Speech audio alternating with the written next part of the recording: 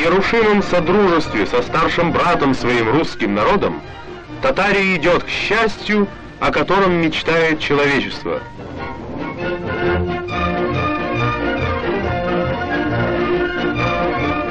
Татарский народный поэт Габдулла Тукай так выразил мысли и чувства своего народа.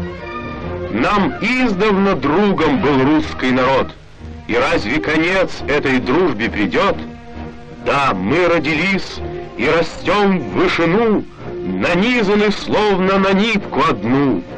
На поле сражений мы тигров сильней, в труде мы сильнее могучих коней».